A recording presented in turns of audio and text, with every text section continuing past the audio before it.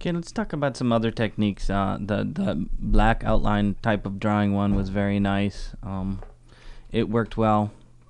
But let's talk a little bit more about maybe doing one that has a little bit more maybe realistic looking, or using the gradient mesh like we did kind of with the fruit and stuff like that. So I have another portrait here, as you can see. One technique that you can use is sort of more of a, like I said, like the gradient mesh kind of look. And doing so, what I'm trying to do is sort of get some tones up front. And one thing you can do is kind of make one big mesh like we did with the fruit, and then start adding other shapes over top of it. So unlike the previous example where we were kind of starting with the small pieces and then making it ones underneath it, this one would be more of a technique where you would do more bigger pieces and then make smaller ones as you go along. Kind of like I did before.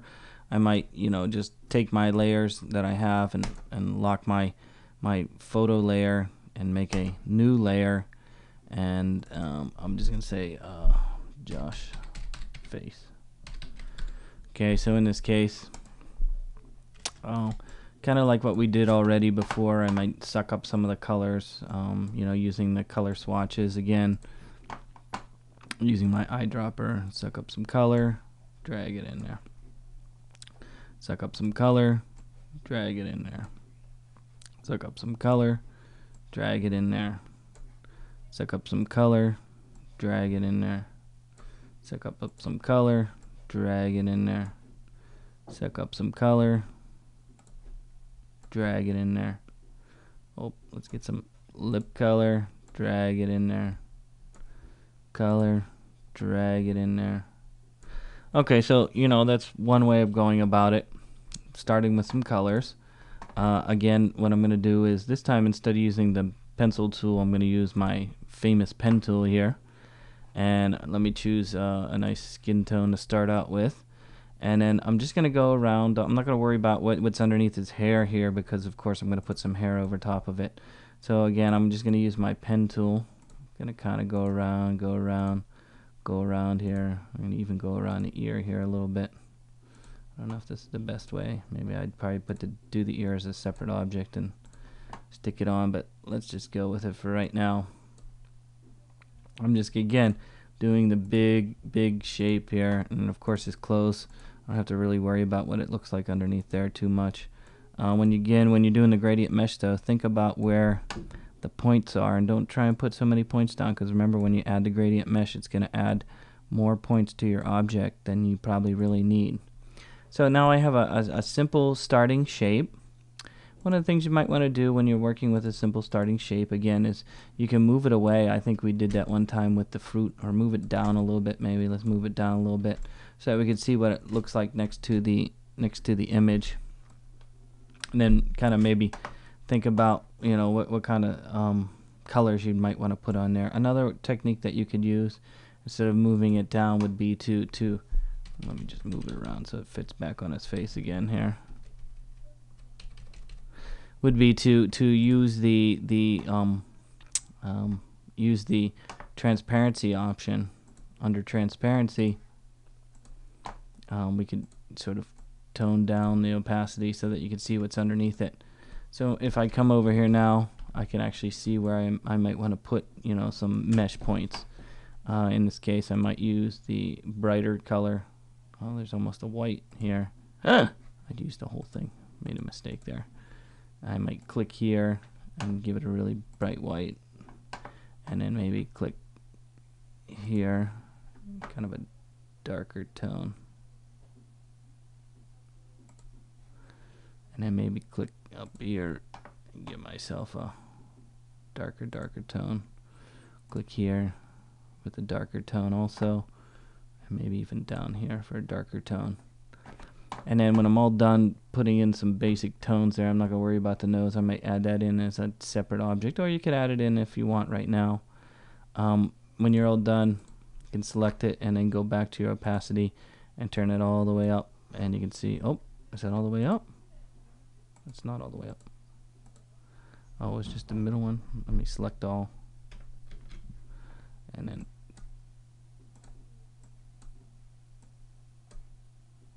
it's not giving me.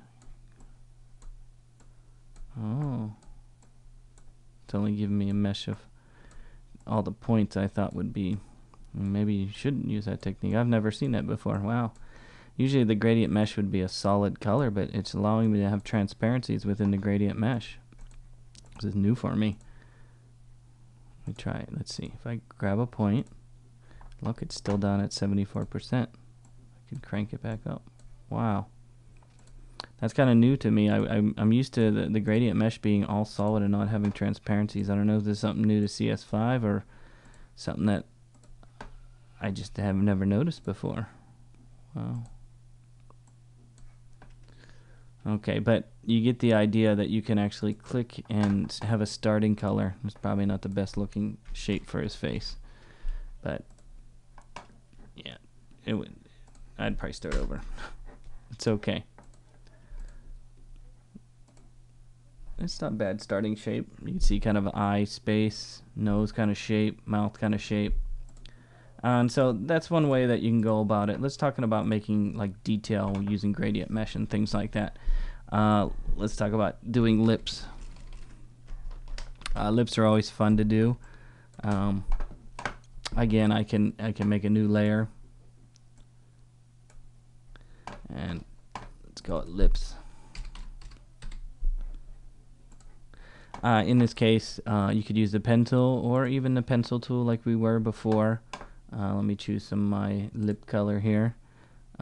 Again, using the pencil tool, I can go through and give it a nice color. Using the pencil tool here, give it a nice color. Okay, and so this one I might want to put a gradient mesh on.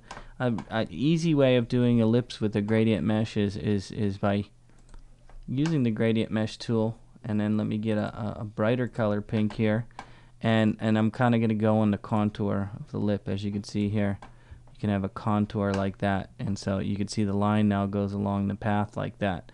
So that's an easy way that you can get a nice sort of gradient kind of lip, is just by making the shape and then putting two dots in the middle. And I can kind of do that with the top one too if I wanted to. If I click with the gradient mesh tool here, maybe right in the middle there, and you see how the line kind of fell in line or went along it.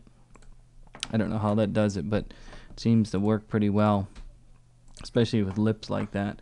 And this one I probably want a different color somehow. Let's see if we want a different color here.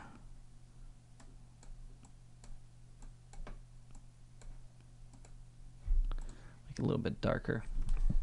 So that's one way to go about it.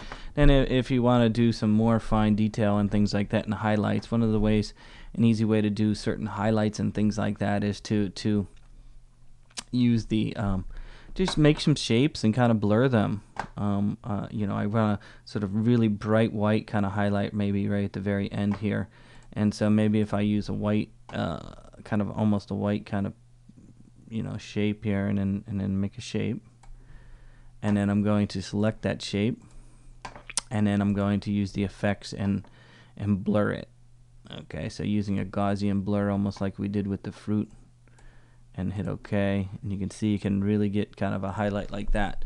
So you know, that's a really simple, easy technique to give yourself a highlight like that on lips like that. So it looks like he has some lipstick, but that's another technique of using the gradient mesh to make shapes. You don't have to use a gradient mesh. I'm just showing you different techniques that you can use to make your portrait. Again, you know, using, if I was going to make teeth, let's say I was going to make teeth like that. Of course, his teeth aren't white like that. What I would do is probably give it a color, and then maybe add a little texture to it. Remember, there's textures underneath the effects window here, and I don't know which one I want to use here. Let's see. Rough pastel. It's a little bit too rough.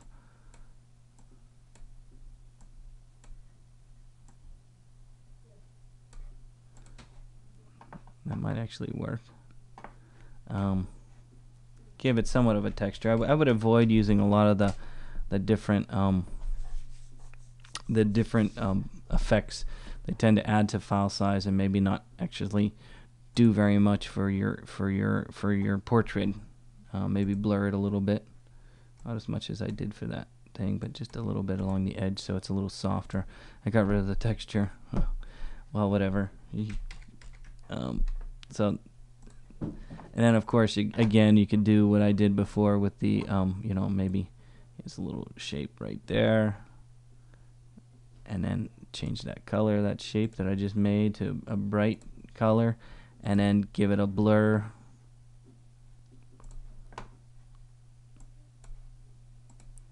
And you can see you get yourself kind of a highlight. So again, blurring, texture mapping, thinking about, you know, you can do one color underneath this one like this, and then move that towards the back behind all this stuff.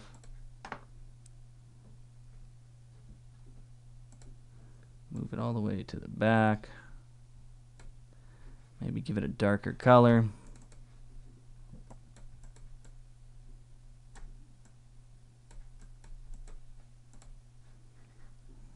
Good start. And instead of just even having highlights like we've done, you can actually use it to add some dark areas in there. Maybe, oops, didn't work. Select it first. So using some dark areas and things like that. So I can do the teeth and things like that. So that's a good start to teeth. I'm sure I would probably be a little bit darker in there, but you get the idea of how to use a little bit of gradient mesh with a little bit of highlighting. Let's try